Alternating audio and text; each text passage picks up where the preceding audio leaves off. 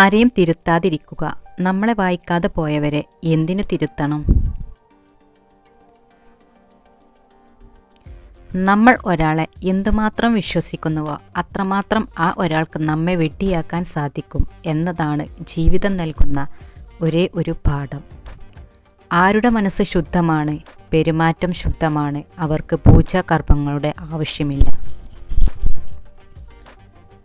ഉള്ളതുകൊണ്ട് തൃപ്തിപ്പെടാനുള്ള ഒരു മനസ്സ് നിനക്കുണ്ടെങ്കിൽ ഈ ലോകം മുഴുവൻ കൈവശമുള്ളവനും നീയും തുല്യമാണത്രേ.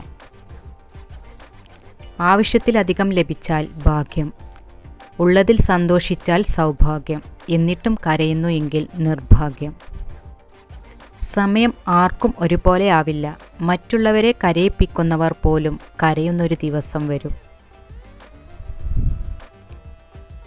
അമിതമായി ദേഷ്യം വരുന്നത് മനസ്സിൻ്റെ വേദന വ്യക്തമായി പ്രകടിപ്പിക്കാൻ കഴിയാത്തവർക്ക് മാത്രമാണ്.